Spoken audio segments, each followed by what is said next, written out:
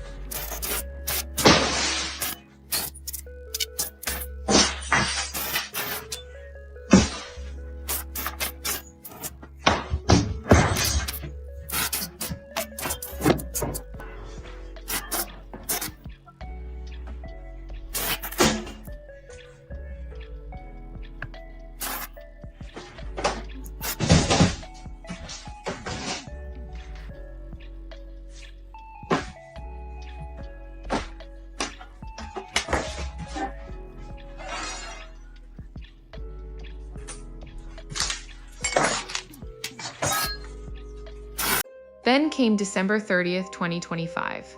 Shortly before 2:30 that afternoon, emergency calls sent officers rushing to the 800 block of Delham Avenue in Scott, Louisiana.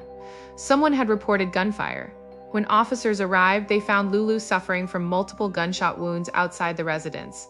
First responders worked quickly to get her to a nearby hospital, where doctors fought to save her life.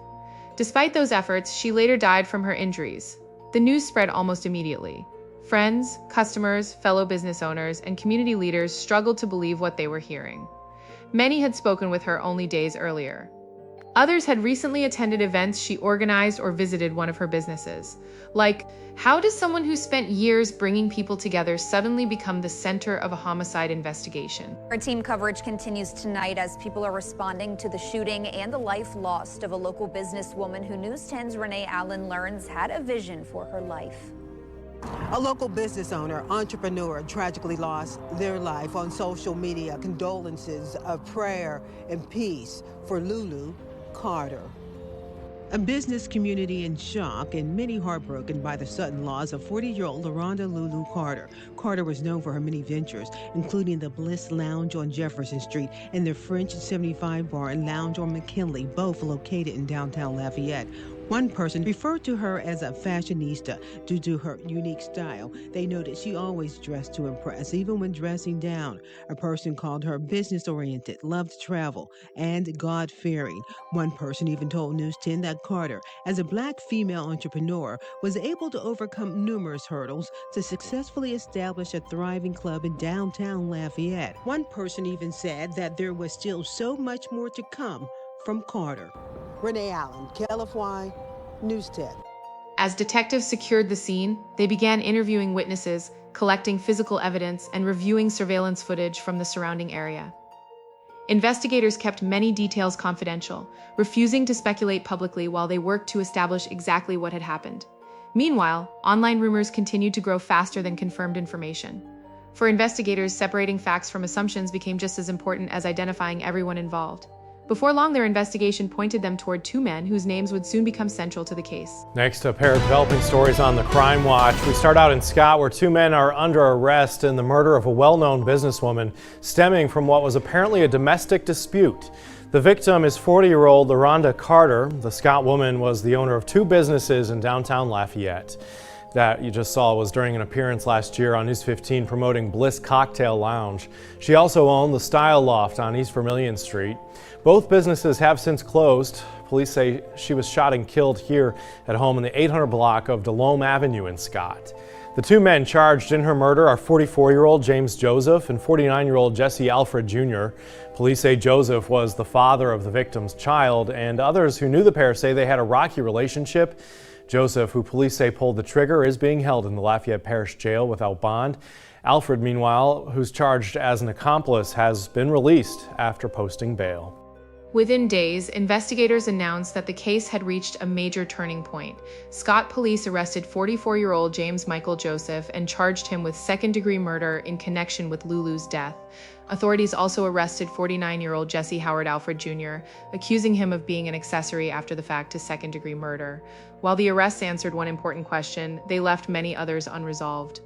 Investigators did not publicly release a detailed timeline of the shooting, nor did they disclose the evidence that led to the arrests. Most importantly, they did not announce an official motive. Anyways, that didn't stop people online from sharing opinions, but opinions are not evidence. The facts released by law enforcement remain the foundation of the case. James Michael Joseph was booked into the Lafayette Parish Correctional Center and held without bond on the second-degree murder charge. Jesse Howard Alfred Jr. was also taken into custody on the accessory charge before later posting bond.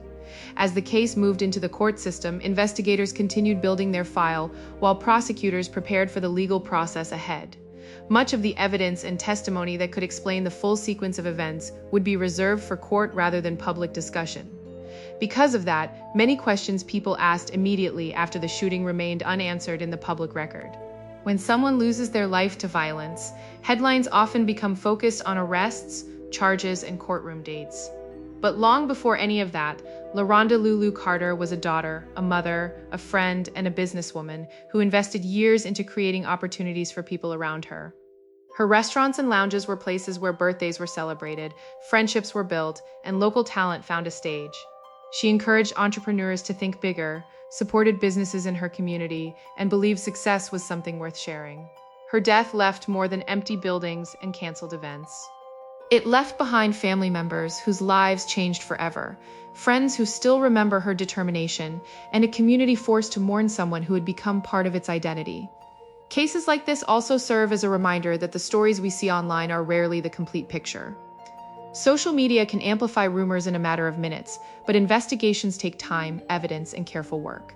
The public may never know every private conversation or every decision that led to that afternoon in Scott.